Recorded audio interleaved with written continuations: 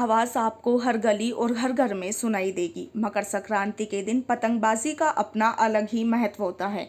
दरअसल इस गुजराती स्लैंग का इस्तेमाल तब किया जाता है जब कोई अपने प्रतिद्वंदी की पतंग को काट देता है। उसी खुशी का इजहार करने के लिए काई पोचे यानी मैंने पतंग काट दी बोला जाता है। भारत देश में जहां एक ही त्योहार को अलग अलग तरीके, रीति रिवाज और अलग अलग नाम से जाना जाता है।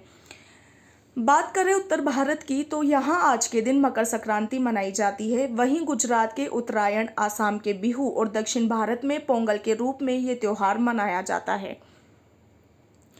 अलग अलग जगहों के अनुसार सूर्योदय के परिणाम स्वरूप सूर्य की राशि में परिवर्तन में समय का अंतर होता है। सूर्य जब मकर राशि में प्रवेश करते हैं तब उसे मकर संक्रांति कहा जाता है। लेकिन इस साल सूर्य की राशि बदलने और पंचांग में कुछ बदलाव के कारण मकर संक्रांति कहीं 14 तो कहीं 15 जनवरी को मनाई जा रही है। आपको बता दें कि बनारस, उज्जैन और देश के बाकी हिस्सों में पंचांग के अनुसार सूर्य 14 जनवरी की रात करीब 8:49 पर मकर राशि में प्रवेश करेगा, जिस कारण से पंचांग के अनुसार मकर संक्रांति मनाने को लेकर मतभेद देखने को मिल रहा है। सूर्य के मकर राशि में प्रवेश के साथ ही सभी तरह के मांगलिक कार्य जैसे यज्ञोपवीत, मुंडन, शादी विवाह, गृह प्रवेश आदि कार्य शुरू हो जाते हैं। सूर्य की दक्षिणायन यात्रा के समय जो देवप्रयाग शक्तिहीन हो गए थे, उनमें एक बार फिर नई ऊर्जा और शक्ति का संचार होगा और वे अपने भक्तों और साधकों को यथोचित फल देने में सामर्थ्यवान हो जाएंगे। मकर संक्रांति पर स्नान दान का महत्व।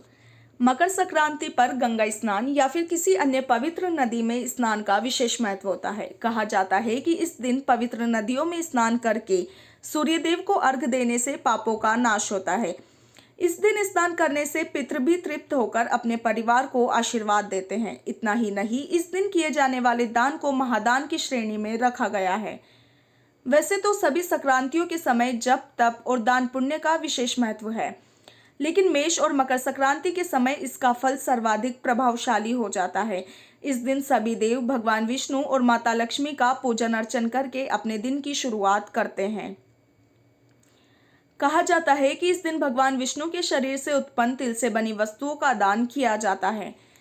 मकर संक्रांति पर तीर्थपतियों का प्रयागागमन, सूर्य के मकर राशि में प्रवेश और माघ माह के संयोग से बनने वाले इस पर्व पर सभी देवों के दिन का शुभारंभ होता है। इसी दिन से तीनों लोकों में प्रतिष्ठित तीर्थराज प्रयाग और गंगा, यमुना और सरस्वती के पावन संगम तट पर 60,000 तीर्थ नदियां, सभी देवी देवता, यक्ष, गंधर्व, नाग और किन्नर एकत्रित होकर स्नान, जप, तप और दान पुण्य करते हैं। इसलिए इस पर्व को तीर्थों और देवताओं का महाकुंभ पर्व भी कहा जाता है। मकर संक्रांति पर बनने वाले विशेष पकवान। मकर संक्रांति पर चावल से बनी चीजों का विशेष महत्व होता है। इस दिन देश के अलग अलग राज्यों में चावल के अलग अलग पकवान बनाए जाते हैं। इस दिन उत्तर भारत में जैसे पंजाब, हरियाणा, उत्तराखंड, इन राज्यों में आज के दिन खिचड़ी बनाई जाती है। वहीं बात करें दक्षिण भारत की तो वहां आज के दिन पोंगल बनाया जाता है।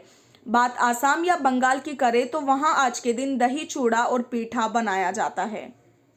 साथ ही इस दिन देश भर में पतंगबाजी की जाती है। गुजरात के बाद अगर बात करें तो देश में सबसे ज्यादा पतंगें जयपुर में उड़ाई जाती है।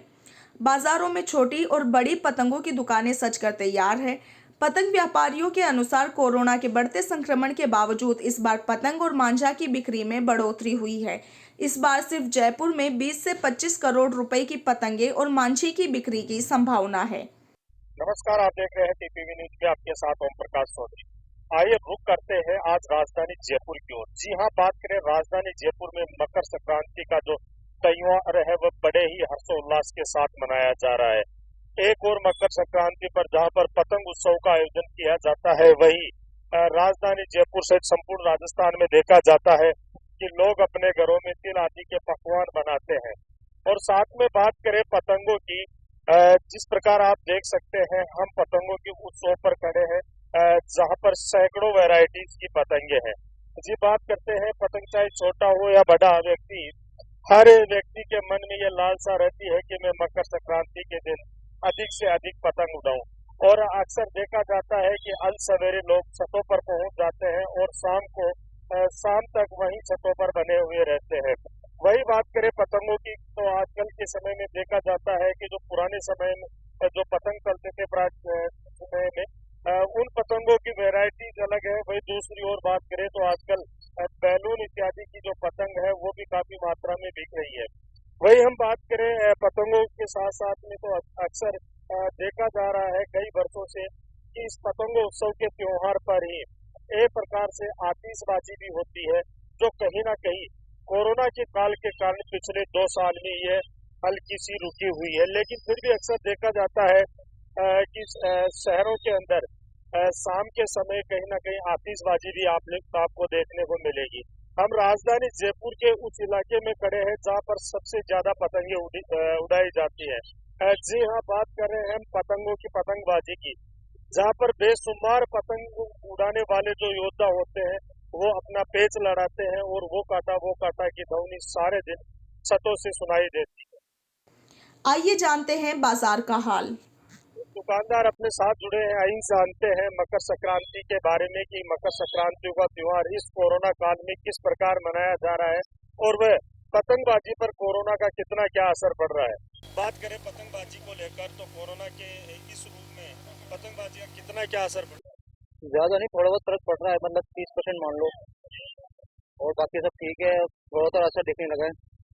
बात करें पिछले 2 साल से कोरोना का कालखंड चल रहा है, तो क्या पिछले 2 सालों से यही स्थिति है? हाँ, 2 साल से टोटल ये स्थिति है, पहले से बहुत ज्यादा फर्क पड़ा है।